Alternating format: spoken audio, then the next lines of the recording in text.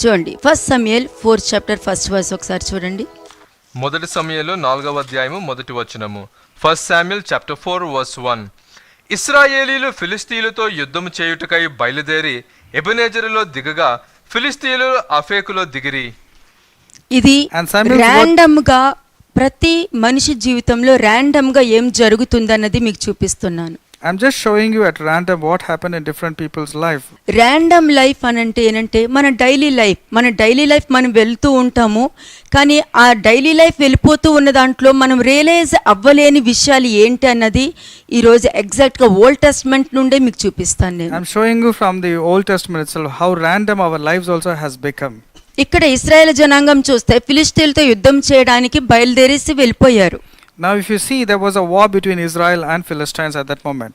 అది దేవుడి చిత్తం అవునా కాదా, అసలు దేవుడు వెళ్ళమని చెప్పారా, ఆ యుద్ధానికి వెళ్ళే అవకాశం వాళ్ళకి ఇచ్చారా లేదా, ఏది వాళ్ళకి తెలియదు. But the Israelites were not sure whether it was God's will that they should wage a war against Philistines or whether it is really God who was telling them to do. No, nothing. They never knew any idea. వాళ్ళు ఏమనుకున్నారు, నేను దేవుని నమ్మాను కదా, దేవుని ఇష్టపడుతున్నాను కదా, దేవుని చిత్తంలో ఉన్నాను కదా అన్న అండర్స్టాండింగ్ లో ఉంటూ వాళ్ళు యుద్ధానికి వెళ్ళిపోయారు, ర్యాండమ్ గా వెళ్ళిపోయారు. But they were with the understanding that God was with them no matter what their lives are. They were just thinking that God was with them and they went off at random. అలాగే వెళ్ళిపోయారు కానీ వాళ్ళు ఎప్పుడు realise అయ్యారు తెలుసండి? But do you know when they actually realized that God was not with them? 3rd వర్స్కి వెళ్ళండి ఇప్పుడు. Verse 3. 3వ వచనం. కాబట్టి జనులు పాలెములోనికి తిరిగి రాగా ఇశ్రాయేలీయుల పెద్దలు యెహోవా నేడు మనలను ఫిలిష్తీయుల ముందర ఎందుకు ఓడించెను? షీలోహులో నన్ను యెహోవా నిబంధన మందసమును మనము తీసుకొని మన మధ్య ఉంచుకొందుము రండి, అది మన మధ్య ఉండిన ఎడల అది మన శత్రువుల చేతిలో నుండి మనలను రక్షించుననిది.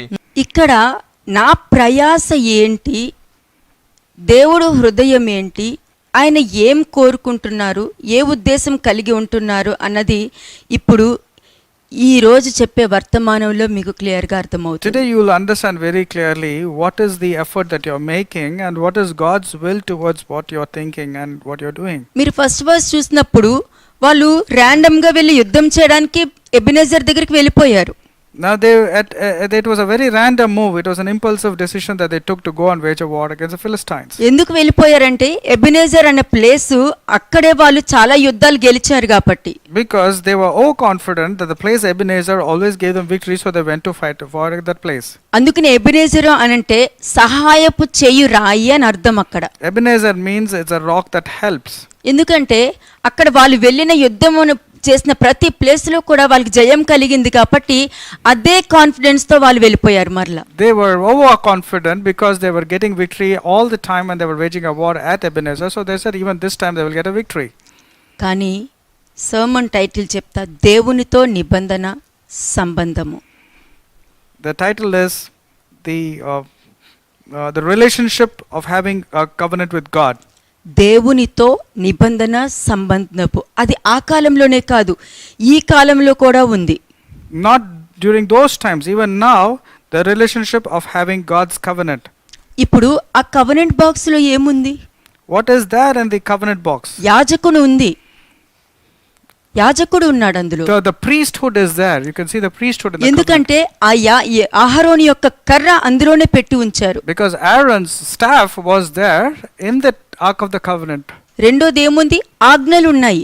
What else is there? There were laws and statutes over there. మూడోది ఏముంది?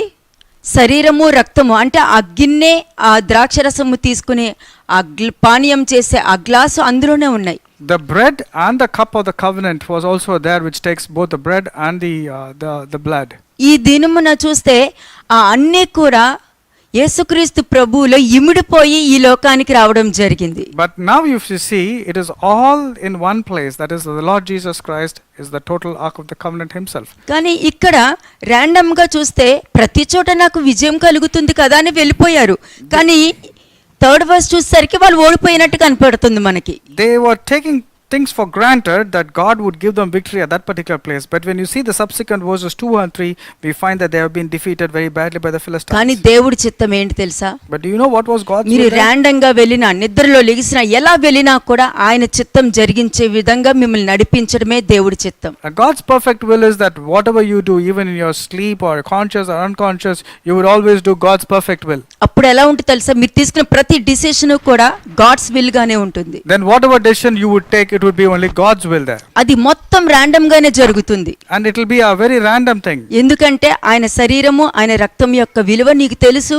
దాన్ని నువ్వు తీసుకునేటప్పుడే నువ్వు పవిత్రపరచుకుని, పరిశుద్ధపరచుకుని, పరిశుద్ధాత్మ ద్వారా నువ్వు తీసుకుంటున్నావు కాబట్టి. Because you are taking a total decision, but you're purifying yourself, make yourself holy, and they're taking it in the right way. కానీ ఇక్కడ వాళ్ళు ఏం చేశారు? ఇక్కడ చూడండి, వాళ్ళే పలికేసుకున్నారు, మరలా వాళ్ళే డిసిషన్ తీసుకున్నారు. ఇక్కడ If you see here, they spoke on their own and they took the decision also on their own.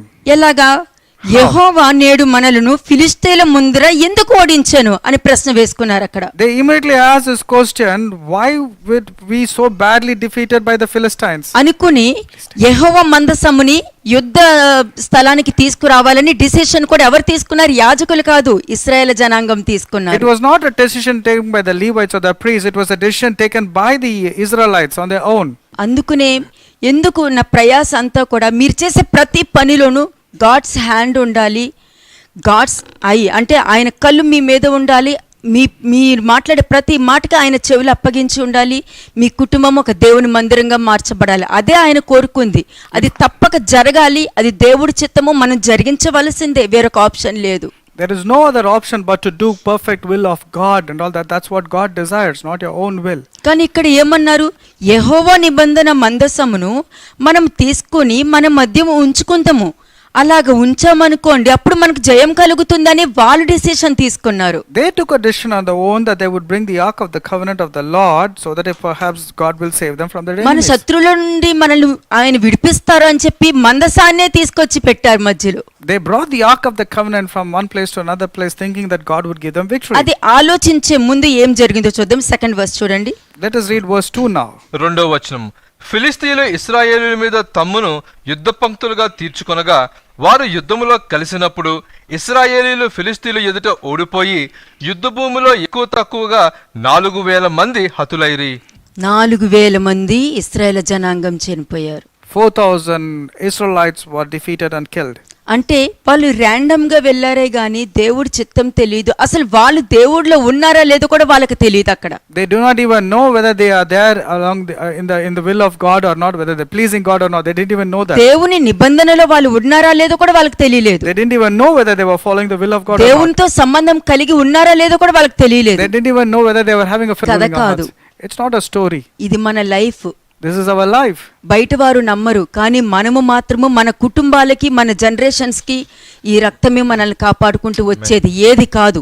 Outside people may not believe, but for us it is only the blood of Jesus Christ of the communion is going to help us and save us. పిడుగు పడొచ్చేమో, Maybe there would be lightning. తెగులు రావచ్చేమో, Maybe there would be వరదలు plagues. రావచ్చేమో, Maybe there would be కానీ floods. ఎక్కడొచ్చినా కూడా దేవుడు ముందుగానే Noah ఓడ పంపించినట్టు మనల్ని కాపాడుతూనే ఉండాలి అని అంటే ఈయన రక్తంలో, ఆయన శరీరంలో ఎప్పుడు మనం ఏకీభవించి ఉండాలి. No matter what calamity strikes outside, but when we are there with the ark of the covenant who is Jesus Christ, it will not befall us like the way ఎందుకంటే Noah's ark was protected. నిర్దోషమైన, నిష్కలంకమైన గొర్రెపిల్ల రక్తము వంటి యేసుక్రీస్తు ప్రభు రక్తం, ఆయనలో ఏ కపటము లేదు. Because the blood of Jesus Christ is so precious, spotless, blameless, A and so కపటము pure. లేదు, There is no guile in him. ఏ మచ్చ లేదు. There is no spot. అందుకే ఆయన అన్నారు, నాలో ఏదైనా పాపం ఉన్నదని మీరు చెప్పగలుగుతారా అని అన్నారు. చూసారా ఆ వర్స్, అది వింటుంటేనే నా గుండె పగిలిపోతూ ఉంటది. The Lord Jesus Christ made a statement, which one of you can convict me of sin in me? That is a very అదే powerful statement he said. ఆయన యొక్క స్వభావం అదే. That's his character. అది ఉండకూడదని ఆయన ఈ భూమి మీదకి వచ్చింది.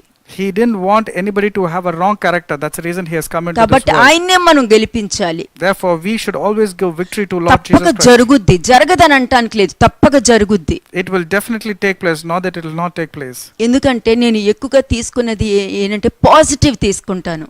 I take the positive aspect always. ఆ పాజిటివ్ తీసుకునేటప్పుడు ఏమవుతుందంటే నాలో నెగిటివ్ పోవాలంటే నేను ఆయన రెబ్యూక్ తీసుకుంటాను. Now, if the negative in me should go away, I will always take the rebuke in a positive way. I will not. మీకు తండ్రి యొక్క గుణము, కుమారుని యొక్క గుణము, పరిశుద్ధాత్మ గుణం చెప్తాను. I will tell you the characteristics of God the Father, the Son, and the Holy Spirit. తండ్రి యొక్క గుణం ఎలా ఉంటుందంటే, ఒక తెల్లని గోడ మీద చిన్న నల్లటి చుక్క కనిపించుద్ది కదా, అది చూసేది తండ్రి యొక్క గుణం.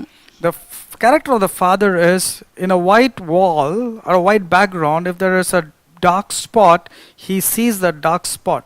కానీ తండ్రికి ఆ చిన్న మచ్చ కూడా ఆయనకి ఇష్టం ఉండదు. But God the Father doesn't want even that black spot, which is even a very small ప్రవక్తలను one to see. పంపించారు, He will send the prophets, దాన్ని ముట్టుకోనివ్వలేదు. but they did not allow them to touch the black అప్పుడు spot. కుమారుని పంపించారు. Now the Lord God has sent His Son. పాత నిబంధనలో ఆయన గద్దిస్తూ, కోపముతో రెబ్యూక్ చేస్తూ, అదే ప్రేమ చూపిస్తూ అందరినీ శిక్షిస్తూ ఉండేవారు. The Lord the Father was showing rebuke, but at the same time chastening them, but also showing them love. కానీ క్రీస్తుని భూమి మీదకి పంపినప్పుడు ఆయనలో ఉన్న ప్రేమ అంతా కూడా ఆయనలో నింపి పంపించారు. But when God the Father sent the Son, He filled the Son with His love and sent Him into this world. ఎందుకు పంపించారు? ఆ మచ్చని తీయడానికి పంపించారు. The reason why Jesus Christ has come into this world is to remove that black spot from that white ఆ background. మచ్చని తీయడానికి ఆయన శరీరాన్ని అర్పించుకున్నారు. And to remove that black spot, He had to shed down His own blood so that that spot also will be removed. ఆయన శరీరాన్ని అర్పించుకుని ఆ మచ్చని తీసివేయడం జరిగింది. He sacrificed His own body by shedding His blood on the cross and was able to remove that black spot from the white తీసిన background. తర్వాత పరిశుద్ధాత్మని ఇవ్వడం జరిగింది. And then the Holy Spirit God was given. ఇదిగో ఇది మన తండ్రి ఇల్లు, ఇక్కడ ఏ మచ్చ లేకుండా నువ్వు ఉండాలి, ఇదిగో నీకు సహాయం చేయడానికి పరిశుద్ధాత్మని ఇస్తున్నాను. And He has in fact given us the instructions telling that here I'm giving you the Holy Spirit, that this wall should always be white, this background should always be white, and there should not be any scope for any black spots at all. ఆ పరిశుద్ధాత్మ యొక్క పని ఏంటి? మనలో ఎక్కడెక్కడ black spots ఉన్నాయో అవన్నీ కూడా మనలో రియలైజేషన్ లోకి తీసుకొచ్చి పశ్చాత్తాపంతో ఆ బ్లాక్ స్పాట్ తీసే వరకు కూడా పరిశుద్ధాత్మ దేవుడు వెనకాల పరిగెడుతూనే ఉంటారు ఆయన. The role of the Holy Spirit to ensure that there wouldn't be any black spots at all in the wall, and He keeps on reminding us and telling us and teaching us and counseling us. మోషే కుమారుడు గురించి రాశారు, పరిశుద్ధాత్మ గురించి కూడా రాశాడు. Moses spoke about the Son and also spoke about the Holy Spirit. ఎందుకంటే పరిశుద్ధాత్మ గురించి ఎట్లా రాసంటే, ఆయనకి కోపం రేపొద్దు, ఆయన మీ పాపాన్ని పరిహరింపలేరు, కానీ పాపం నుండి బయటకు తీసుకొచ్చే మార్గం అయితే నీకు చూపించగలుగుతారు అని. And He said, do not kindle the Son to anger, because if you make Him angry, you have to face the wrath. అంటే ఇక్కడ చూస్తే తండ్రి, కుమార, పరిశుద్ధాత్మ వీరి ముగ్గురు మనతో ఉంటేనే మనం ఏదైనా ముందుకు వెళ్ళగలుగుతాం, లేకపోతే వెళ్ళలేము. Only when God the Father, the Son and the Holy Spirit God are there in us, only then we can move forward. మనం వెళ్ళే మార్గం స్ట్రైట్ వే, కానీ అటు ఇటు తిరిగే మార్గం అయితే కాదు. What we have to pursue is a straight way, straight direction, not crooked way, or should కానీ not turn ఇక్కడ towards left or చూస్తే right. ఇశ్రాయేలు జనాంగము నిబంధనను మీరినట్టు వారే రియలైజ్ అవ్వలేదు, చూసారా? Now here in this case of Israelites, they didn't even realize that they have trespassed. తర్వాత కూడా రియలైజ్ అవ్వలేదు వాళ్ళు. Even after being defeated also they did not ఎలాగంటే realize. మొదటి రోజు ఇశ్రాయేలు 4,000 మంది చనిపోయారు. Now the first day 4,000 men were killed. The Israelites were killed. దానికి ఇశ్రాయేలు ఏమన్నారు? దేవుడే ఈ ఫిలిష్తీయుల చేతిలో మనల్ని ఓడిపోయేలా చేసింది దేవుడే అని వాళ్ళే పలుకుతున్నారు మరలా. And they again said it is God who has allowed them to be defeated by the Philistines. ఎందుకు ఓడించారు అని అంటున్నారు. అంటే ప్రశ్న వేస్తున్నారు, ఎందుకు మనం ఓడిపోయాం, ఎందుకు దేవుడు మనల్ని ఎందుకు వాళ్ళ ముందు ఓడించారని దేవుని బ్లేమ్ చేశారే కానీ వెళ్ళేటప్పుడు వాళ్ళు దేవుని నిబంధనలో ఉన్నారా లేదా, దేవుడు మందసముని తీసుకుని వెళ్ళారా లేదా అన్నది వాళ్ళకి ఆలోచన లేకుండా They were not bothered to know whether they were following the will of God or not, but in fact they were complaining and telling that why did the Lord allow them to be defeated? They were questioning God. ఇది ఎందుకు తీసుకొచ్చానంటే, మన జీవితంలో మనం కూడా warriors, మనం దేవుడు ముందుంటేనే మనం సాధించగలుగుతాం, human mind తో ఏది సాధించలేము. We are also warriors. We cannot achieve anything with our human intellect and mind. We need the help. ఇది బోధించట్లేదు, నా అనుభవ జ్ఞానము చెప్తున్నా నేను. I am not just teaching to you, I am just preaching with your ఆ అనుభవ experience. జ్ఞానంలో నా పాదాలకి రాయి కూడా తగలకుండా వెళ్ళడం ఏంటన్నది, అది నా జీవితంలో ఒక ఎక్స్పీరియన్స్. అది It is an experience where the Father has given me that even the stone will not dash against ఆ my feet. ఎక్స్పీరియన్స్ ఎక్కడ పొందుకున్నానంటే, ఆత్మీయ జీవితంలో ఈ ఫిజికల్ బ్లెస్సింగ్ మీద నాకు ఫోకస్ ఉండదు. ఆత్మీయ జీవితంలో ఒక్కొక్క స్టేజ్ ఎదుగుతున్నప్పుడు ఆయన యొక్క మహిమని, ఆయన యొక్క మర్మాన్ని, ఆయన యొక్క హృదయాన్ని, ఆయనతో కనెక్ట్ అవ్వడము అన్నది ఎలాంటి ఒక బెస్ట్ ఫ్రెండ్ని నాకు దొరికినట్టు నాకు సంతోషం. Invisible friend. It is like getting a best friend, an invisible friend I found by following the word of God. I didn't want to deviate here and there. కానీ ఇక్కడ చూస్తే ఇశ్రాయేల్ జనాంగం 4,000 మంది అక్కడ ఓడిపోయారు. ఓడిపోయాక కూడా దేవుని మందసాన్ని తెచ్చుకుందామన్న ఆలోచన వస్తుంది. కానీ ఎందుకు మనము ఓడిపోయాము అంటే మనం ఏం తప్పు చేశాము, దేవుడు మనకు తోడుగా ఉన్నారా లేదా, ఈ ఆలోచించడం కన్నా నెక్స్ట్ స్టెప్ తీసేసుకొని ఆయన పరిశుద్ధమైన మందసాన్ని తీసుకురావడానికి వాళ్ళు నిర్ణయం తీసుకున్నారంటే అది కమ్యూనియన్. మనము ఎలా పడితే అలా ఉంటూ కమ్యూనియన్ తీసుకోవడం అన్నది నాకు ఇష్టం లేదు.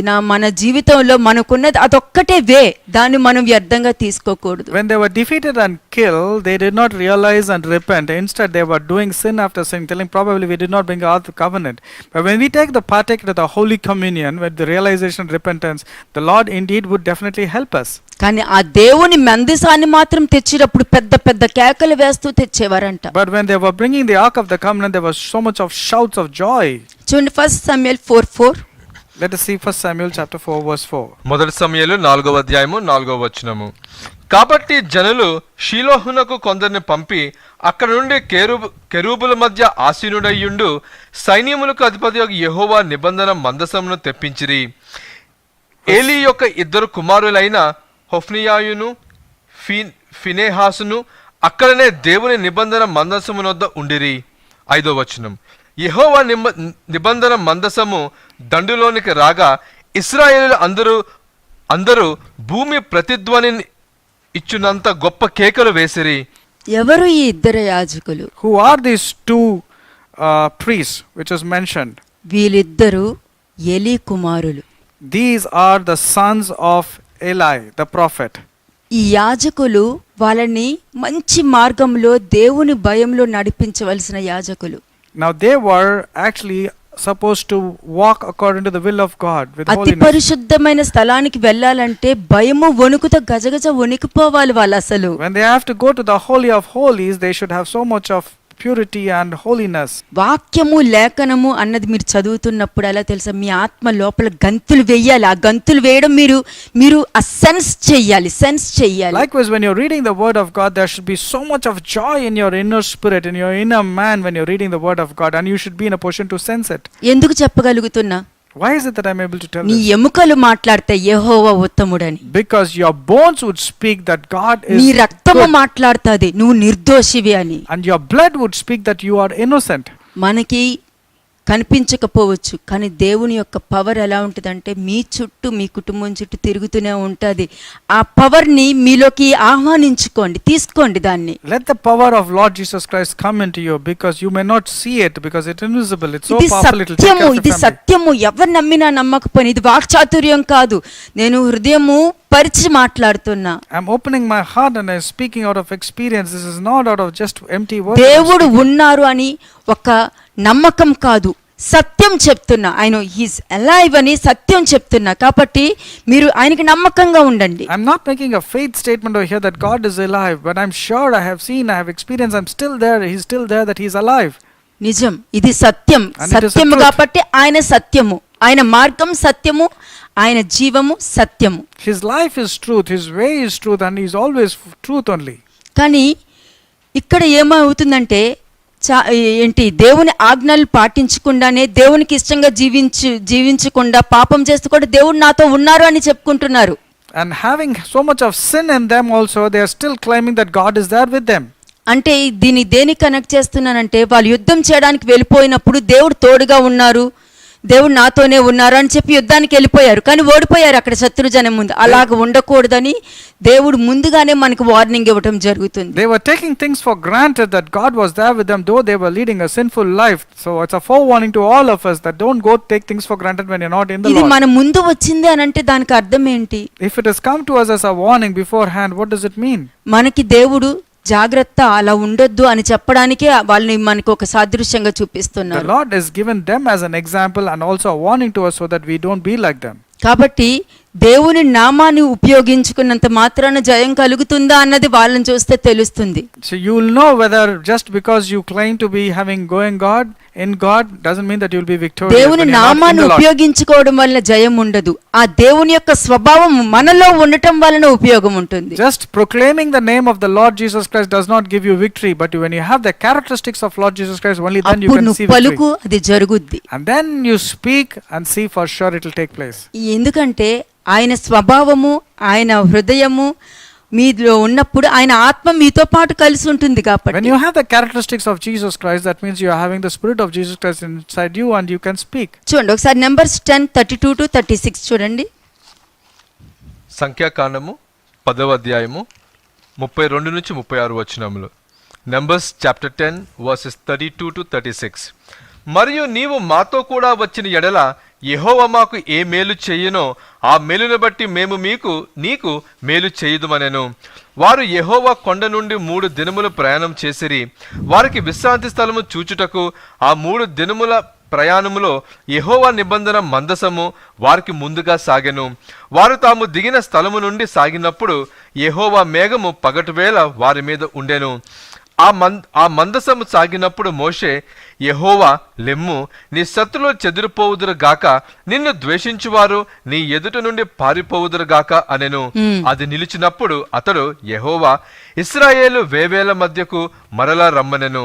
ఇది అంతా కూడా ఆ మందసము వాళ్ళు ఎంతో పవిత్రంగా, పరిశుద్ధంగా, ఆ మందసానికి ఇష్టంగా వారు జీవించడం వలన ఆ మందసమే వారు ముందుండి యుద్ధం చేసి ప్రతిదీ జరిగించడం జరిగింది. ఇక్కడ చూసారా, ఇది నిలిచినప్పుడు అతడు యెహోవా ఇశ్రాయేలు వేవేల మధ్యకు మరలా రమ్మని చెప్పాను అని చెప్పారు. చూసారా, అంటే ఎలా రాగలుగుతారు? ఆయన శరీరము, రక్తము నీలో పని జరిగించినప్పుడు నువ్వు ఎక్కడికి వెళ్ళినా అక్కడ నీకు జయమే ఉంటుంది. The Israelites were actually pleasing the Lord. They knew that God was traveling with them wherever they went, and that's the reason they were able to know that the Ark of the Covenant has given them the victory. If you see verse 36, he says, "Written, O Lord, to the many thousands of Israel."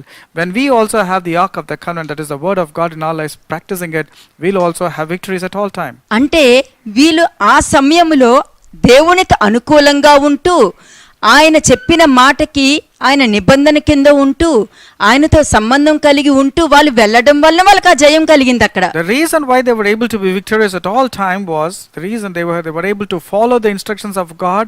They were only pleasing God and they were going according to the instructions. అలా అనుకునే వీళ్ళు వెళ్ళారు కానీ వాళ్ళ ఆ నిబంధన నుండి బయటకు వచ్చారని, దేవుని నుండి సంబంధం బయటకు తెగిపోయిందని వాళ్ళు రియలైజ్ అవ్వలేదు. But in the case of Samuel, when we were reading 1 Samuel 4 chapter, the Israelites did not realize that they have broken the covenant that they made with the Lord. They didn't even realize that God was not with them.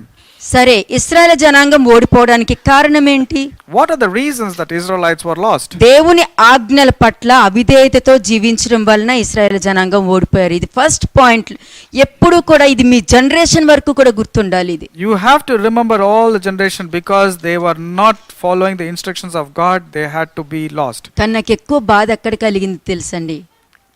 అక్కడ ఆ What was- చెడు ఉద్దేశం ఏంటంటే ఆ మందసాన్ని యుద్ధ భూమికి తీసుకొద్దామని ఆలోచన కలిగి ఉన్నారు. చూసారా, అప్పుడు నాకు చాలా దుఃఖం వచ్చేసింది. The reason why they were lost is the intentions of bringing the Ark of the Covenant was only to have victory, not that they want to change themselves. కానీ అక్కడ కూడా ఆ మందసం తెస్తే విజయం కలుగుద్దని అనుకుంటున్నారే కానీ ఆ మందసం యొక్క పవిత్రత, పరిశుద్ధత అన్నది వాళ్ళు ఆలోచించలేకపోయారు. They were చూసారా, only realizing that if they bring the Ark of the Covenant, they would win, but they were not recognizing that to carry the Ark of the Covenant, they have to lead a pure life and a holy life. కాబట్టి ఆ నిబంధనతో మన దగ్గరకు భూమి మీదకు వచ్చి ఆయన రక్తం చిందించారు. కాబట్టి ఆ నిబంధన రక్తము, క్రొత్త నిబంధన రక్తము అని అందుకునే అంటారు.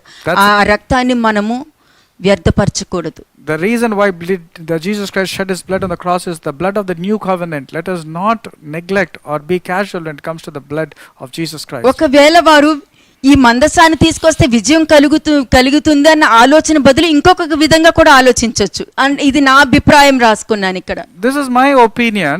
Probably they should have thought other way instead of just breaking the Ark of the Covenant thinking that they would be victorious. ఇంకొక విధంగా కూడా ఎలా ఆలోచించవచ్చు అంటే, జయం పొందుకోవాలంటే ఆయన నిబంధన మందసమే తీసుకుని వెళ్ళనవసరం లేదు. There wasn't any necessity for them to bring the Ark of the Covenant at all.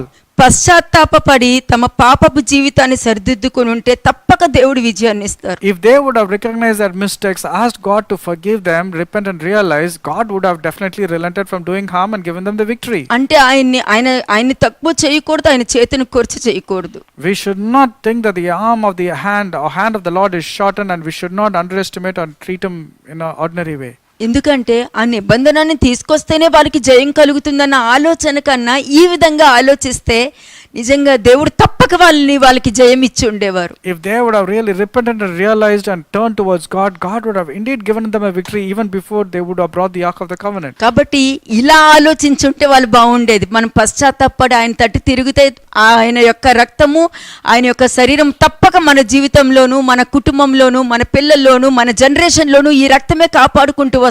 అందుకనే దావీదు కుటుంబాన్ని ఏదో విధంగా దేవుడు కాపాడుకుంటూనే తీసుకొచ్చారు. David's family was always protected because when a person truly repents and realizes mistakes and not repeat them again, then if he takes a partake in the communion, he would be blessed. దావీదుకు మాట ఇచ్చిన తర్వాత ఆ దావీదు generation అంతా చూస్తే మాత్రము చాలా మంది ఆయనకి వ్యతిరేకంగా ఉన్నవారే. If you see the David's generation down below, because they were neglecting, they were all contrary to what David behaved. అయినా కూడా ఆయన వెతుకుతూనే ఉన్నారు, ఇంకా వెతుకుతూనే ఉన్నారు. ఆఖరికి ఆ వెతికే దాంట్లో సొలొమోను దగ్గర పనిచేసే యెరోబామును కూడా ఆయన తీసుకున్నారు, రెహబామును కూడా తీసుకున్నారు. Now when they were all doing contrary things, the generations of David, they were doing, in fact Solomon's son Rehoboam also was not right.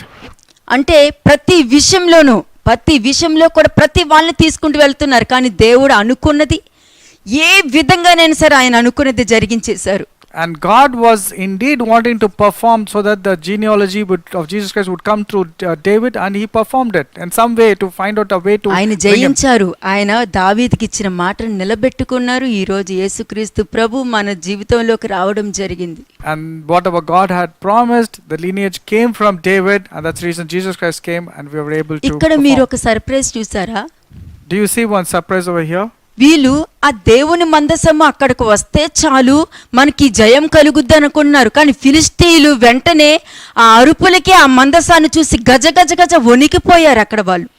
But the Ark of the Covenant was indeed brought. But when the Ark of the Covenant was indeed brought, the Philistines started getting scary when they heard the Ark of the Covenant. అంటే దేవునితో నిబంధన సంబంధం కలిగి ఉన్నంత కాలము దేవుడు మీతోనే ఉంటారండి. And now as far as you're having the Ark of the Covenant, God will always give you the blessings and the victory. ఫిలిష్తీయులు ఎందుకు భయపడిపోయారు? Why were the Philistines scared? వాళ్ళకు కూడా ఐగుప్తు దేశంలో ఆయన చేసిన గొప్ప కార్యాలు వాళ్ళు విని వణికిపోయారు. Because the Philistines knew about how the Lord had helped the Israelites when they came out of Egypt. ఎలాగా ఇశ్రాయేలు దేవుడు మహాశూరుడు అని చెప్పి వాళ్ళకు కూడా ఒక నమ్మకం ఉంది. And they knew that God of Israel struck the Egyptians with multiple plagues in the wilderness. ఫిలిష్తీయులు ఎవరండి? Who are the Philistines? Noah పిల్లల్లో హాము సంతానం నుండి వచ్చారు. ఆ హాము ఎవరు? శపింపబడిన మనిషి. Philistines genealogy comes through Noah, and the children of Noah was Ham, and Ham's genealogy was the Philistines. ఆ ఫిలిష్తీయులు ఎవరు? ఇశ్రాయేల్ జనాంగానికి బద్ద శత్రువులు. And they were very bad enemies, worse enemies against one another. కానీ ఈ ఫిలిష్తీయులకి సమూయేలు కాలం నుండే యుద్ధాలు చేయాలంటే చాలా ఇష్టం. వాళ్ళందరూ ఎక్కడుండేవారు? గాజా దగ్గర ఉన్న ఐదు ఊర్లలో వాళ్ళు నివాసం చేసేవారు. The Philistines used to stay very close to Israel, when one of the places was Gaza. 5 పట్టణాల్లో ఉండేవారు వాళ్ళందరూ. They were there in 5 cities. ఆ కాలం అంతా ఫిలిష్తీయులు ఇశ్రాయేలుకి ప్రధాన శత్రువు. వాళ్ళని ఎలాగ ఓడించాలి, వాళ్ళ దేశాలని లాక్కోవాలన్న మైండ్ లోనే ఉండేవారు వాళ్ళు. They only mindset to invade and conquer the entire Israelites. అటువంటి ఫిలిష్తీయులు ఇశ్రాయేల్ జనాంగం ఓడిపోయేసరికి ఇశ్రాయేల్ జనాంగం ఓడిపోయేసరికి వీళ్ళకి బలం వచ్చేసింది. The moment Philistines won over the Israelites, they gained more strength. మనం కూడా అంతే. మనం ఓడిపోయామంటే దెయ్యానికి బలం వచ్చేస్తుంది. Remember the same thing with us. If we lose, the devil will have access in you and gain more strength in your life. తెలీదా? దెయ్యం కూడా ఆయన నామము పలికినప్పుడు వణుకుతుందని తెలీదా? Don't you know, in the book of James it's clearly written that demons believe but they tremble. అవి కూడా నమ్మి వణుకుతున్నాయి కదా. They believe but and tremble also.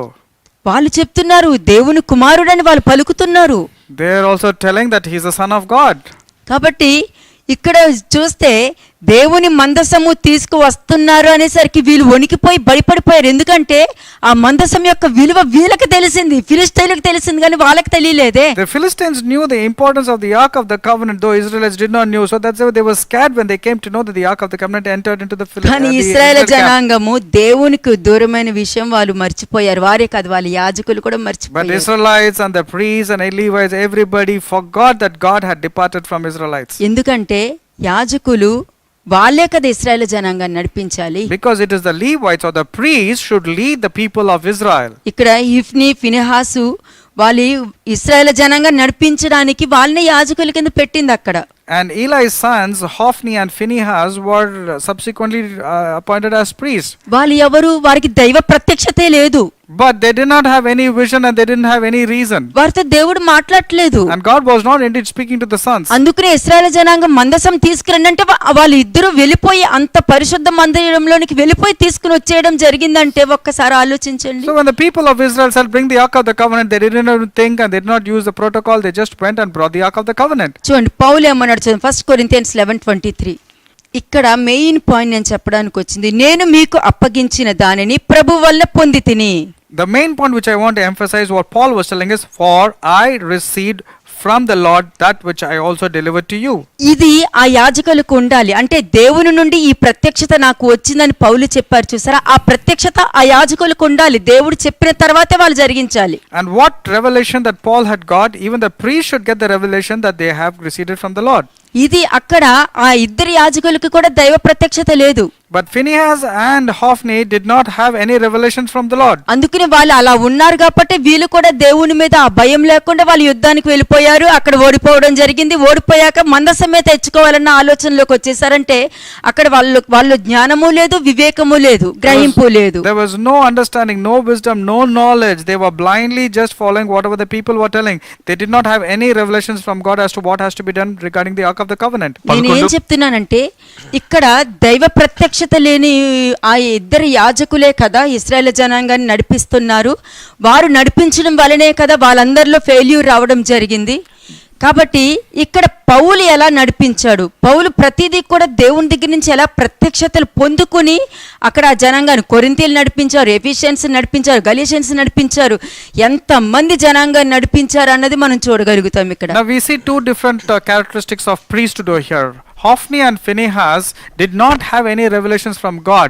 They did not know anything related to God related things. They were operating in the flesh. Because of them, the entire Israelites were not led and the entire Israelites were defeated. But Paul on the other hand received the revelations from God and was giving the instructions to the people. That's the reason he was able to win over people like the Galatians, the Ephesians, the Corinthians, and all the people were won over by Paul. చదవండి Galatians 1:11 and 12. గలతీయులకు రాసిన పత్రిక 1వ అధ్యాయము 11-12 వచనంలో Galatians chapter 1 versus 11 and 12. సహోదరులారా, నేను ప్రకటించిన సువార్త మనుషుని యోచన ప్రకారమైనది కాదని మీకు తెలియజెప్పుచున్నాను. మనుషుల వలన దాన్ని నేను పొందలేదు, నాకు ఎవడనూ దాన్ని బోధింపలేదు గాని యేసుక్రీస్తు బయలుపరచుట వలననే అది నాకు లభించినది. మీరు ఈ సువార్త కిందనే మీరున్నారు. That's the reason you are under this doctrine. పౌలు యొక్క సువార్తలో ప్రవక్తల యొక్క గద్దింపు ఉంది, ప్రవక్తల యొక్క మాటలు ఉన్నాయి, యేసుక్రీస్తు ప్రభు యొక్క ప్రత్యక్షతలు ఉంది, తండ్రి గురించి చెప్పాడు, దావీదు గురించి చెప్పాడు. ఇవన్నీ పౌలే చెప్పాడు కదా. దావీదు ఏమన్నాడు? యేసుక్రీస్తు ప్రభు శరీరం కొల్లలేదని దావీదు మాట్లాడడం జరిగింది. The gospel of Paul was therefore talking about the rebuke, the chastening and everything. He also spoke about people like David of the Old Testament. He also said the Lord's body was not corrupted. అలాగే మోషే చెప్పాడు, ఐగుప్తు ధనము కంటే క్రీస్తు యొక్క నింద గొప్ప భాగ్యమని ఎంచుకున్నానని చెప్పాడు చూసారా. అతను దేవుని చిత్తాన్ని జరిగించాడు, దేవుడు వాక్యాన్ని బట్టి. ఎందుకు దేవుడు మోషేని తీసుకున్నారంటే అక్కడ ఐగుప్తులో అంత మంచి భోగములు అనుభవిస్తున్న అతను ఎప్పుడైతే తన పుట్టుక గురించి తెలిసిందో వెంటనే నాది ఇది కాదు కదా నా జీవితం అని చెప్పి వెంటనే వాటిని వదిలి బయటకు వచ్చి వాళ్ళతో కూడా హెబ్రీయుల్లాగా ఇశ్రాయేల్ జనాంగంతో మట్టి పీసుకుంటూ ఆ కష్టము బాధ అనుభవిస్తున్నారు చూసారా. అందుకు అదే దేవుడు టచ్ చేసింది అతన్ని. Paul also knew about the revelation about Moses' mentality. When Moses came to know that he was an Israelite, not an Egyptian, he esteemed that the reproach of Jesus Christ to be much better than enjoying the pleasures of Egypt. Those revelations were taught by Jesus Christ to Paul, and Paul was able to enlighten us. అలాగే పౌలు జీవితం కూడా అంతే. పౌలు కూడా రోమియడు, అంటే చాలా డబ్బున్న అతను, మంచి పదవిలో ఉన్న అతను. కానీ ఎప్పుడైతే ఆయన యొక్క వెలుగును చూశాడో ఆ వెలుగుకు విధేయత చూపించి ఏ మనిషిని సంప్రదించలేదు, ఒక్క దేవుడితోనే కనెక్షన్ పెట్టుకుంటూ దేవుని ప్రత్యక్షతలతో మనుషులు నడిపించాడు. Now Paul also was a Roman citizen, and that is not an ordinary citizenship that he has got. Even when he came to know of the Lord Jesus Christ and the revelation, he was ready to disown everything. His focus was only to please God and to follow his instructions. అంటే డబ్బు లేని వాళ్ళని దేవుడు హెచ్చించి వాళ్ళని గొప్పగా వాడుకోవడము చూసాము. డబ్బు ఉన్న వాళ్ళు కూడా అది వదిలించి కిందకి తీసుకొచ్చి దేవుడు పని చేయించే వాళ్ళని చూసాము. We have seen two different categories of people when a person is affluent, how God had called them and they were used by the Lord. And people who did not have anything, they were ordinary people, uneducated people also. God used them and exalted them. దావీదు ఎవరు? గొర్రెల కాపరి. Who is David, or who was David? David was a shepherd. ఇశ్రాయేలు జనాంగానికే రాజయ్యాడు. But he turned out to become a king of Israel. కానీ దేవుని చిత్తంతో నడిచాడు. And he walked according to the perfect will of God. యోసేపు ఎవరు? గొర్రెల కాపరే. Who was Joseph? Joseph also was an కానీ ordinary person. ఐగుప్తు దేశం మొత్తానికి అధిపతిగా పరిపాలించాడు. But he was almost like a right hand or the king of a governor of నా Egypt. తండ్రి చూస్తుండగా నేను ఎలా పాపం చేయగలుగుతాను అని అతను దేవుని యొక్క మహిమని, దేవుని యొక్క మర్మాల్ని, దైవ జ్ఞానాన్ని అతనిలో బయలుపరచడం And జరిగింది. Joseph made very significant statements that though nobody was there when he was tempted, he said, how can I sin when my God is watching? That's the reason he got the favor of God and favor of men. నా జీవితంలో మార్పు రావడానికి కారణము ఒక యోసేపు normal మనిషే. అతను నిలబడినప్పుడు నేనెందుకు నిలబడకూడదు అని అనుకున్నా. The reasons for my transformations was all these people. When simple people like Joseph took a stand and a bold decisions and following the Lord, why not I? I also should be like him, and I took strong Abraham decisions. కూడా normal మనిషే. అతను అంత నమ్మకంగా ఉన్నప్పుడు నేనెందుకు ఉండకూడదు అని అనుకున్నా. Abraham also was a normal person like you and me. When he took a stand for God, why can't I? That's the reason it was encouraging. ఎందుకంటే దావీదును చూసినప్పుడు దావీదు అంత రాజుగా ఉంటూ కూడా తను తాను తగ్గించుకునే విషయం కానీ తను మాట్లాడే విషయం కానీ ఏది కూడా లేఖనం ద్వారా అతను నేర్చుకోలేదు.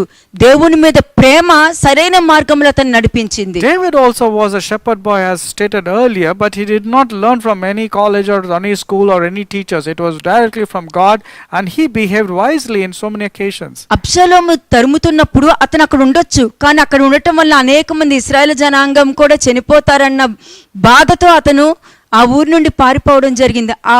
అతనిలో ఆ మంచి మనస్తత్వం నేను చూశాను. Absalom planned to kill David. When David knew about it, he went away from that place, not fearing Absalom, but he knew that if he stays there in that particular place, many people would die along with David. So he was concerned about other people's lives. సౌలును చంపే అవకాశం దొరికినా కూడా అతను ఉపయోగించలేడు. ఒకప్పుడు దేవుని చేత అభిషేకింపబడ్డారని దేవుడికి మహిమ తెచ్చాడు అతను. Saul also was David had easy access to kill Saul on two occasions, but when he got an opportunity, he did not do that. He said, how can I kill God's అలాగే anointed? Shimei శపించినప్పుడు నా దేవుడి చిత్తం లేదనే అతను చేయలేదని పలికాడు అని అంటే అతనిలో దేవుని యొక్క ఆ మహిమ, దేవుని నడిపింపు ఉండటం వల్లనే డిసిషన్ అతనిది. అప్పుడు లేఖనం లేదు, అతను తీసుకున్నాడు. David had all the choices to kill Shimei when Shimei was hurling insults and stoning thrones at David. But he said, no, unless it's come from God, this man couldn't have done it. Such wonderful characteristics we can see in David. అందరము ఇది పలకడం బానే ఉంటది మనకి. To speak all these things, it appears to be good. నేను ఉండగలుగుతానా అని అనుకున్నప్పుడు నేను ఒకటే అన్నాను, ప్రభువా వీళ్ళు ఉన్నారంటే నేను ఉండాలి, కానీ నేను ఫెయిత్ స్టేట్మెంట్ ఇవ్వకూడదు. దయచేసి వాళ్ళు ఎలా నడిచారు, ఎలా ఉన్నారు, నాకు సహాయం చేయండి అన్నప్పుడు మీరు ఇన్ని సంవత్సరాలు విన్న ఒక్కొక్క sermon, that's my life. When I was so much encouraged seeing all these people were faithful to the Lord, I said, Lord, even I want to be faithful like this. It is not making a statement. Then I said, Lord, when others are able to stay, why not me? That decision helped me, and God indeed helped me. ఒక్కొక్కడి కూడా వాక్యం ద్వారా చూపిస్తూ ఒక్కొక్కడి కూడా వాళ్ళు వెళ్ళే వే చూపించినప్పుడు ఏళ్ళు చెప్తున్నా, నాకు కష్టం అనిపించలే, నాకు ఈజీ అనిపించింది. Those people's examples and live testimonies and their faith encouraged me that I was just following their pattern and path whichever God showed them. It was very easy. It was not difficult at all. మనకి ఇంత పెద్ద glass పట్టుకుని జాగ్రత్తగా తేవడం మనకి భయం. Now to bring a fragile glass to bring that, it appears to be we should not drop it. కానీ కళ్ళు మూసుకుని ఇలా వదిలేస్తే easy. But instead of holding it, if you want to throw it, we can just close our eyes and throw it. ఏమవుద్ది? అది పగిలిపోతుంది. What will happen? That will break. అలాగే ఒక పాపము కానీ ఒక తప్పు కానీ అది మనలో ఉన్నంతసేపు కూడా ఒక బరువుగా ఉంటుంది. Likewise, sin also will be inside us and we didn't want to lose it. We just want to keep it. అదే ఈ దేవుని యొక్క ఆ పాత్వేలో నడిపించడానికి ఇవి మనకి స్పీడ్ బ్రేకర్స్ ఇవి. But these sins that is inside us are like the speed breakers for a spiritual journey. It doesn't allow us to move ఇప్పుడు forward. మీకు చెప్పిన ఎగ్జాంపుల్ ఇది నేను దేవుడి దగ్గర నుంచి పొందుకున్న The example. example which I had spoken just now is an example that I got ఆ from God. సమయంలో నాకు ఇది చెప్పారు, అది నువ్వు పక్కన పడేసావు అనుకో నీకు ఈజీ అయిపోతుంది. And he told me, when you throw away that sinful nature of yours away from you, it becomes easy. అప్పుడు ఆ చిన్నవి కూడా ఏమేమి ఉన్నాయో అవన్నీ కూడా తీసి బయట పడేయడానికి నాకు దేవుడు సహాయం చేశారు. ఆ హెల్ప్ చేయడం వల్ల ఈ రోజు నిశ్చింతగా పడుకోగలుగుతున్నాను. The Lord encouraged me and taught me every step out of how to let go of all these things. And ఆయన మనకిచ్చిన పవర్ ఎందుకు వాడుకోకూడదు? why should we not use the power and authority that he has ఆయన given మనం us? హత్తుకుని జీవించి ఆయనకి ఇష్టంగా జీవించినంత మాత్రం ఉన్నంత కాలము ఆయన పవర్ ఇంకా పెరుగుతూనే ఉంటుంది, ఆయనకి తగ్గదు. When we embrace Jesus Christ in our lives and walk according to his word and instructions, we don't have to worry. అలాగే ఎఫిషియన్స్ 3:4-5 చూడండి. ఎఫెసీయులకు రాసిన పత్రిక 3వ అధ్యాయము 3, 4, 5 వచనములు. Ephesians chapter 3 verses 3, 4 and 5. ఎట్లనగా క్రీస్తు మర్మము దేవదర్శనము వలన నాకు తెలియపరచబడినదను సంగతిని గూర్చి మునుపు సంక్షేపముగా వ్రాసితిని. మీరు దానిని చదివిన ఎడల దానిని బట్టి ఆ క్రీస్తు మర్మమును గూర్చి నాకు కలిగిన జ్ఞానము గ్రహించుకొనగలరు. ఈ మర్మం ఇప్పుడు ఆత్మమూలముగా దేవుని పరిశుద్ధులకు అపోస్తులకును ప్రవక్తలకును బయలుపరచబడి ఉన్నట్టుగా పూర్వకాలమందు మనుషులకు తెలియపరచబడలేదు. ఇక్కడ ఒక జాగ్రత్తగా చూడండి. ఇప్పుడు మీరు 3 చదివారు కదా, ఆ మూడిటికి మీకు ఎక్స్ప్లెనేషన్ ఇస్తాను చూడండి. You read these 3 verses, isn't it? Let's see, I'll give you the explanation of those 3 verses. సరే, కింద నుంచి వెళ్తాను. 5th verse లో ఏమందంటే, ఈ మర్మం ఇప్పుడు ఆత్మ మూలంగా దేవుని పరిశుద్ధులకు అపోస్తలులకును ప్రవక్తలకును బయలుపరచబడిన ఉన్నట్టుగా ఆ కాలం యందు మనుషులకు పూర్వకాలమందు మనుషులకు తెలియపరచబడలేదు. We'll go from the 5th verse, which in other ages was not made known to the sons of men, as it has now been revealed by the Spirit to his holy apostles and prophets. I read verse 5 now. ఎందుకంటే ఆ మర్మాలు ప్రవక్తలకు తెలిసింది, అపోస్తలకు తెలిసింది, కానీ ఆ పూర్వమందు ఎందుకు తెలియలేదంటే ఆ కాలంలో ప్రవక్తల ద్వారా ఇది చెయ్యొద్దు, అలా ఉండొద్దు, ఇలా చెయ్యొద్దు, దేవుడు ఇది చెప్పారు, దేవుడు ఇలా చేయమన్నారు అని ప్రవక్తల ద్వారా చెప్పడం జరిగిందే కానీ ఆ మర్మం అన్నది బయలుపరచడం జరగలేదు వాళ్ళకి. ఎందుకంటే ఆ మర్మముని వాళ్ళు వ్యర్థం చేస్తారని చెప్పలేదు. In the times past, the prophets only used to give instructions to the people, don't do this, do this, but there was no revelations that was made known to the prophets to be told to the people about the mystery. అందుకనే వాళ్ళకి తెలియలేదు. So that's the reason prophets could not explain the mysteries. కానీ మీరు దాన్ని చదివిన ఎడల 4th verse చూడండి. మీరు దాన్ని చదివిన ఎడల దానిని బట్టి ఆ క్రీస్తు మర్మమును గూర్చిన నాకు కలిగిన జ్ఞానము గ్రహించుకోగలరు. అంటే అసలు అపోస్తలుల పౌలు కొన్న జ్ఞానము, ఆ దైవ దర్శనాలు, ఆ ప్రత్యక్షతలు అసలు న్యూ టెస్ట్మెంట్లో ఇంక ఎవ్వరికీ లేదండి.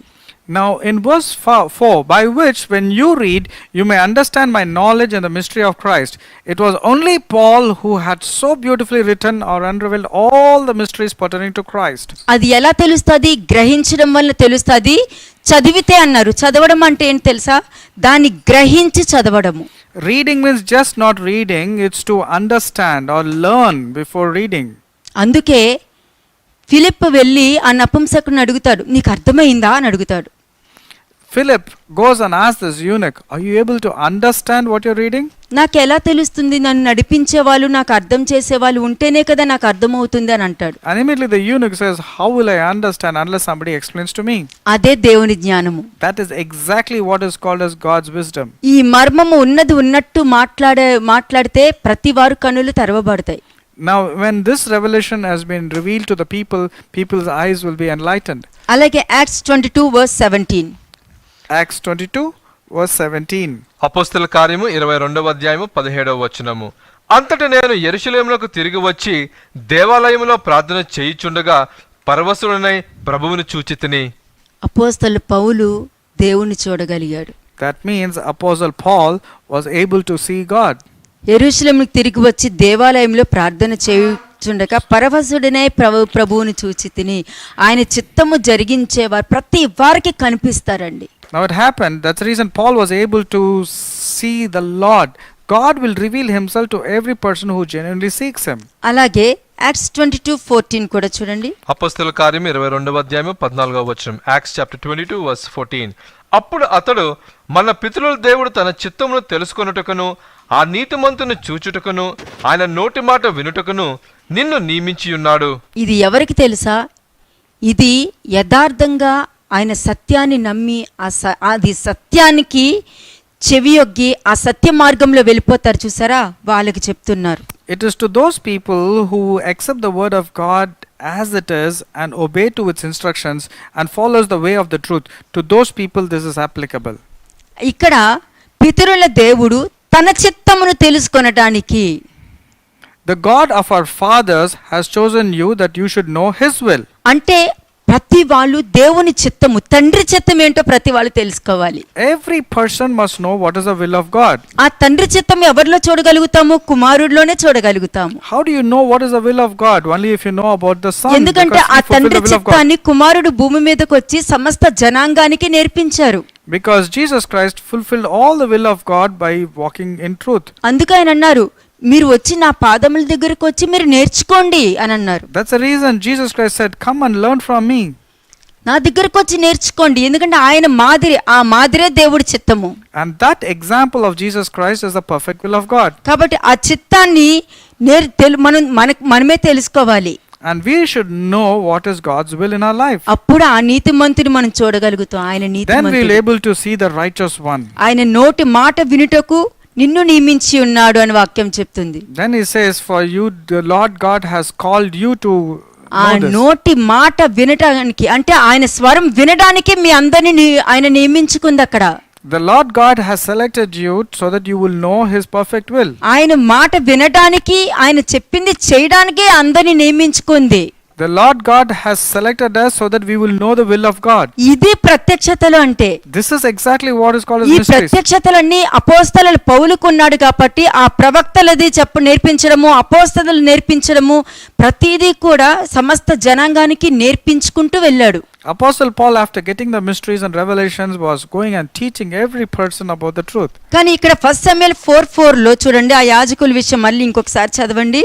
Let's read about those two priests. మొదటి 1 Samuel 4:4. మొదటి సమయంలో 4వ అధ్యాయము 4వ వచనము. కాబట్టి జనులు షిలోహునకు కొందరిని పంపి అక్కడ నుండి కెరూబుల మధ్య ఆసీనుడయ్యుండు సైన్యములకు అధిపతి యొక్క యెహోవా నిబంధన మందసమును తెప్పించిరి. ఎలీ యొక్క 2 కుమారులైన హొఫ్నియాయును ఫినెహాసును అక్కడనే దేవుని నిబంధన మందసమునొద్ద ఉండిరి. అంటే అపోస్తలు పౌలు దేవుని ప్రత్యక్షతల ద్వారా దేవుని చిత్తంతో వెళ్ళిపోయాడు గాని ఎక్కడ తన ఆలోచన అన్నది లేకుండా వెళ్ళిపోయాడు. Apostle Paul only followed whatever God told him to follow. Absolute obedience was there. కానీ ఆ ప్రత్యక్షతలు లేని ఈ ఎలీ పిల్లలు యాజకులు ఎలా వెళ్ళారు? ధర్మశాస్త్రముకు విరోధముగా అతి పరిశుద్ధ స్థలంలోనికి ప్రవేశించి ఆ మందసాన్ని తేవడానికి వెళ్ళారంటే ఒక్కసారి ఆలోచించండి, ఇది ఎంత ఇంపార్టెంట్ తెలుసా?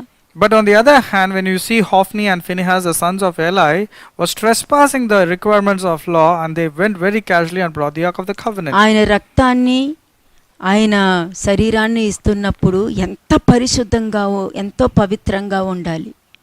Therefore, when you partake into the Holy Communion, you should be very pure and holy, repenting and realizing, only then partake.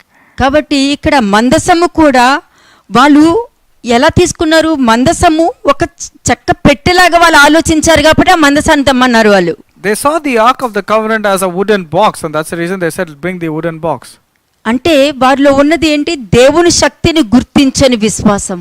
That means they had not known the power of God. They just thought it was just an empty దేవుని శక్తిని గుర్తించలేని విశ్వాసము అటువంటి విశ్వాసం కలిగిన వారికి ఆ మందసం ఒక చక్కపెట్టుతోనే సమానం. They didn't have faith to recognize the power of God. Since they did not have faith or did not have belief, they saw it only as a wooden box. ఆ దేవుని ఆజ్ఞలు రాసి ఉన్న ఆ 2 రాయిలతోనే సమానము. And when they see the tablets, the 2 tablets of stone, it will be appearing only as stones to them. ఎందుకంటే వాళ్ళు దేవుని ఈ మందసాన్ని ఇక్కడ తెస్తే జయం కలుగుద్దని అనుకున్నారే గాని ఆయన శక్తిని వాళ్ళు గుర్తించలేకపోయారు. They only thought that if they bring the Ark of the Covenant, they would win victory, but they never realized how they should be when bringing the Ark. ఫిలిష్తీయులు ఎందుకు వచ్చారు? ఇశ్రాయేల్ జనాంగంతో యుద్ధం చేయడానికి వచ్చారు. The Philistines actually came to make a war with the Israelites. మొదటి యుద్ధంలో వాళ్ళు ఓడిపోయారు మొదటి విడతలో. In the first war, they lost.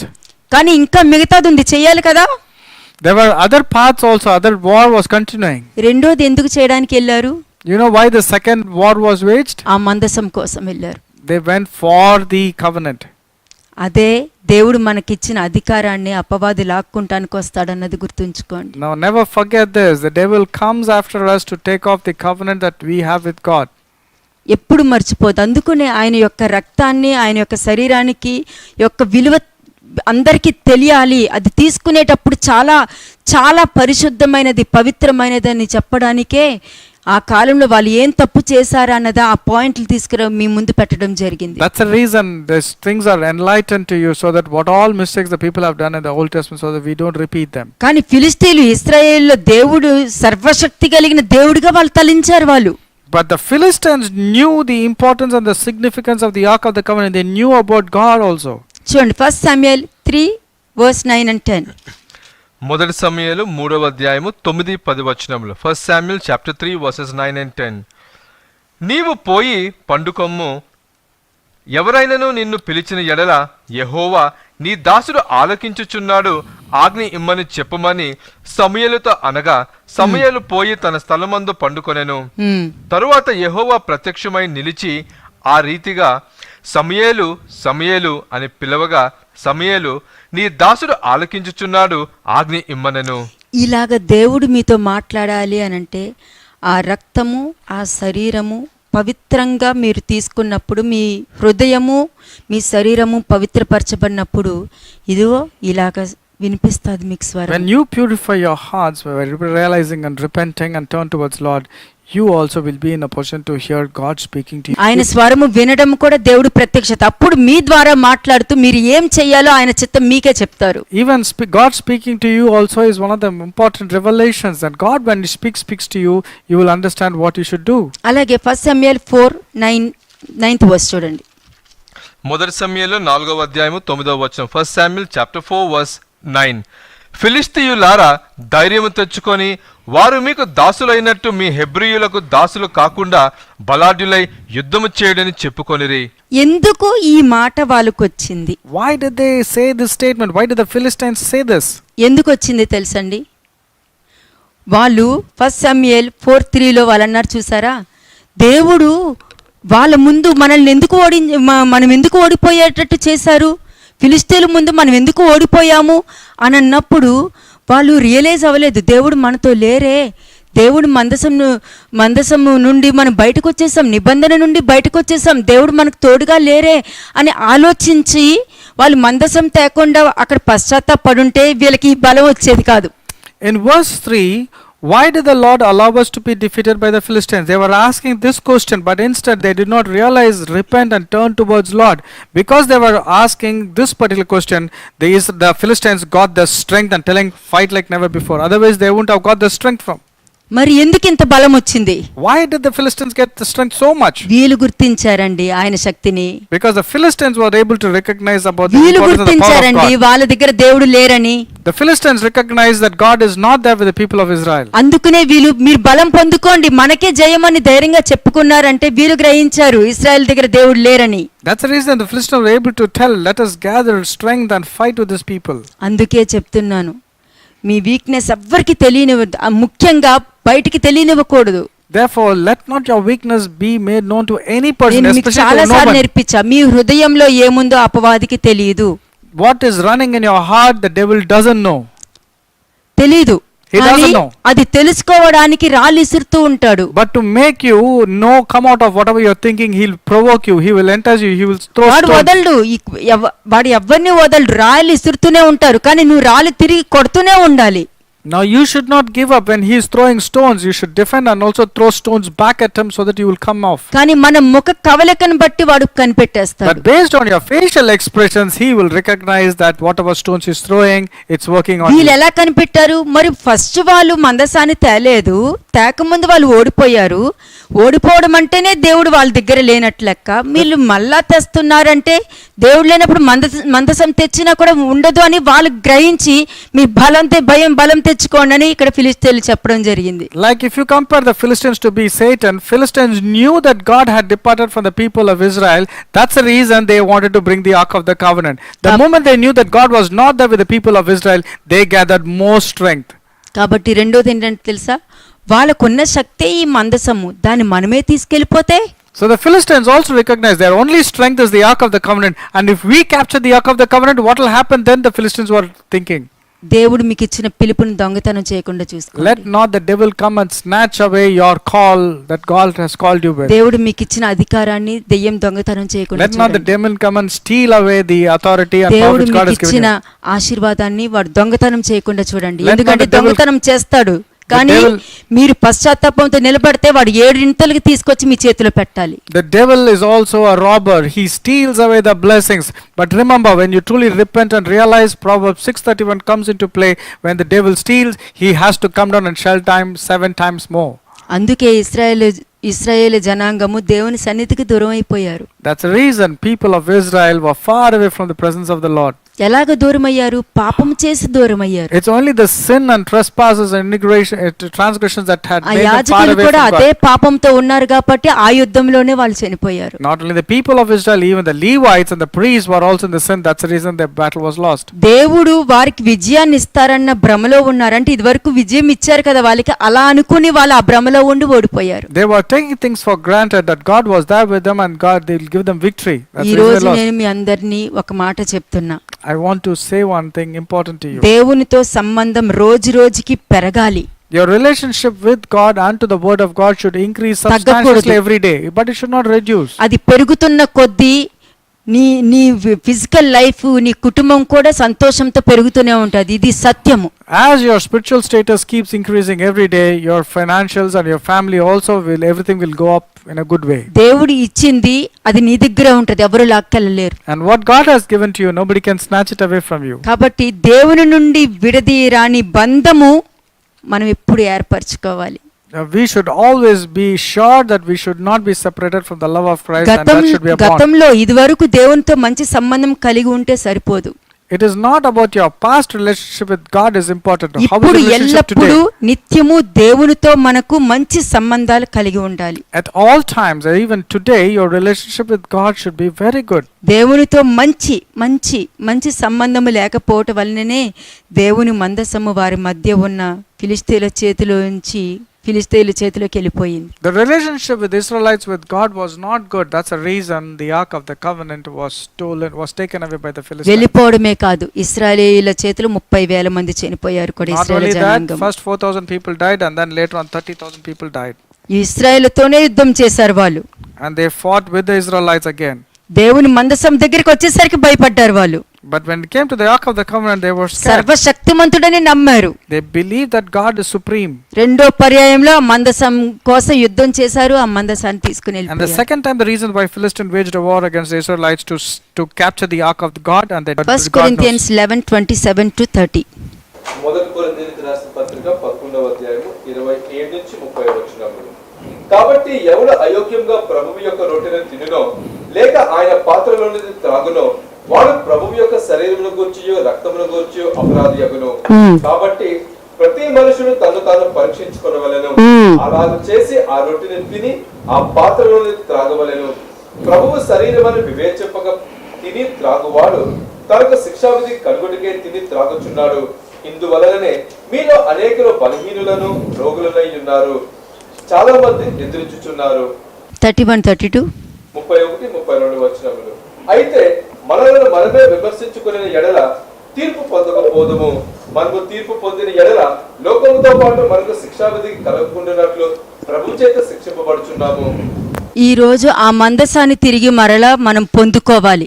Now today we have to capture the Ark of the Covenant back from the Philistines' camp. మీరు ముందే పొందుకుని ఉన్నారు అని మీ హృదయంలో అనుకున్నప్పుడు దేవునికి మహిమ చెల్లించండి. If you have predetermined yourself that there are mistakes in you, glorify God, ask God to ఇలా forgive you. ఉండటానికి మీరే అని ఆయనకి మహిమ చెల్లించండి. దేవునికి మాత్రమే మహిమ చెల్లించండి. Give all the glory to God and tell Lord, whatever I am today, it's because of you, and glorify God. దేవుడు వల్లనే మనకి ఆశీర్వాదము, దేవుడు వల్లనే ఆ శరీరము ఆ రక్తమే మనకి జీవితము. It is only through the blood of Jesus Christ that we can have life, and it is good to us. మనం మర్చిపోవద్దు. Let us not forget this. ఆ శరీరము ఆ రక్తము మనకి దేవుని యొక్క మందసము. Remember, the blood, the Ark of the Covenant, is equal to the blood of Jesus Christ, or the blood. అది సర్వలోకనాథుని మందసము. And it is the Ark of the Covenant.